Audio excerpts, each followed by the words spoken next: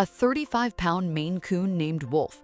The neighbors feared him, 3 families refused to adopt him, and at 2:47 in the morning, he sat on his owner's chest for 4 hours straight and may have saved her life. This is their story. A 35-pound Maine Coon with smoke-black fur, eyes like 2 burning coals, and paws the size of a grown man's fist. The neighbors called him dangerous, the vet called him extraordinary, and Maya called him Wolf, because from the very first night she brought him home as a palm-sized kitten, she knew this was not just a cat, this was something else entirely. Maya was 26 when she walked into the rescue center on a rainy Thursday afternoon. She hadn't planned to adopt. She told herself she was just looking, but 3 steps inside, she heard it. A low, steady rumble coming from the corner cage. Not a hiss, not a cry, a growl, soft but certain, like distant thunder warning you the storm is real. Inside the cage sat a kitten no bigger than a coffee mug, smoke-gray fur sticking out in every direction, ears too big for his head, and an expression that said, "I have been here too long and I know it." The shelter worker walked over fast.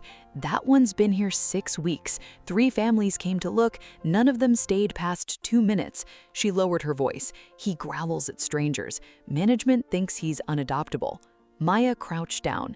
Wolf stared at her. She stared back. 47 seconds passed. She counted. Then the kitten walked to the front of the cage, pressed his tiny nose against the metal, and the growling stopped. She signed the papers in 12 minutes. The first week was chaos. Wolf knocked a full glass of water off the counter on day 1, then sat beside it and watched it drip with what Maya could only describe as scientific interest. He claimed the left side of the couch immediately, leaving Maya exactly 40% of her own furniture. He refused to eat unless Maya sat at the kitchen table while he did, not near him, at the table, with her hands visible. "He's not antisocial," Maya told her friend on the phone one night, watching Wolf stare her down from across the room. "He just has very specific standards."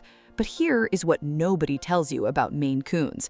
They grow, slowly, steadily, relentlessly. By month 4, Wolf had doubled in size. By month 8, he was clearing the kitchen counter without jumping, just standing on his hind legs and reaching.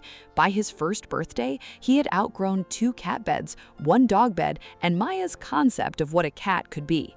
35 pounds by year 2, a living, breathing force of nature with fur like storm clouds and a purr that rattled the windows. The neighbors noticed. Of course they did. Mrs. Patterson from next door called him that creature. The couple across the street crossed to the other side of the road the first time they saw Wolf sitting in the window, all 35 pounds of him, watching the street like a cathedral gargoyle. One man knocked on Maya's door in October, genuinely concerned. "Is that animal secured?" he asked. Maya looked at Wolf, who was sitting behind her, wearing the expression of a disappointed judge. "Completely," she said. But what the neighbors never saw, what the street never knew, was what happened inside that apartment every single night. I see you're still watching, but you haven't subscribed yet. Honestly, that stings a little. Hit subscribe. You're going to want to see what happens next.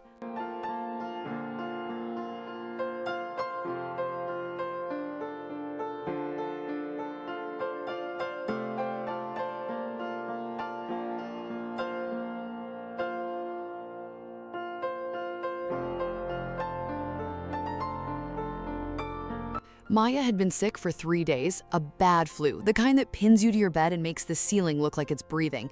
She hadn't eaten properly, she had a fever of 103, and at 2:47 in the morning, she woke to find Wolf sitting directly on her chest, not beside her, on her. 35 pounds of Maine Coon, perfectly still, staring at her face in the dark. She tried to move him. He didn't move. She tried again. He placed one enormous paw on her collarbone and pressed, gently but firmly, "Stay." For 4 hours, Wolf didn't leave. He didn't sleep. He sat upright on Maya's chest, one paw resting over her heart, his eyes moving between her face and the door. When her temperature spiked and she started shaking, his purring got louder, that deep, constant vibration that filled the dark room like a generator keeping the lights on. At 6:15 in the morning, Maya's phone rang, her mother calling to check in on her. "You need to go to the hospital," her mother said, hearing her voice. And this time, Maya listened. The doctor told her she had developed a secondary infection. "Another day and this gets complicated," he said. Maya thought about Wolf sitting on her chest at 2:47 a.m. She thought about the paw over her heart. Some stories are too important to keep to yourself.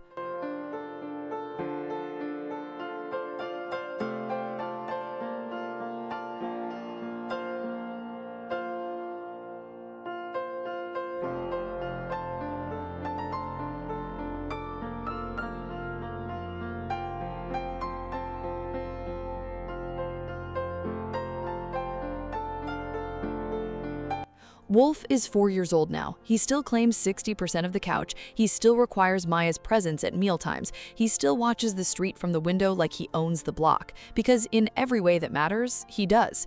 Mrs. Patterson from next door stopped by last spring, and peace offering in the form of cat treats. She stood at the door looking at Wolf, who was sitting behind Maya with the patience of a man who has already won the argument. "He's actually beautiful," she said quietly. Maya smiled. He always was. The same kitten that growled at 3 families in a rescue cage, the same animal a neighborhood feared on sight, the same 35-pound monster they warned her about.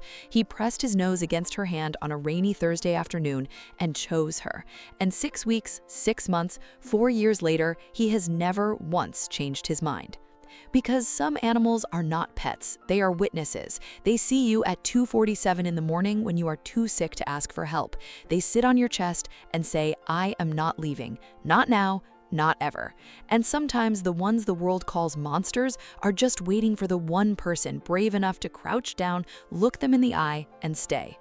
If you've ever been told an animal was too much, too big, too difficult, too dangerous, and you looked anyway, tell me your story in the comments. Or tell me this, do you think Wolf knew she was sick, instinct, or something more? I want to hear what you think.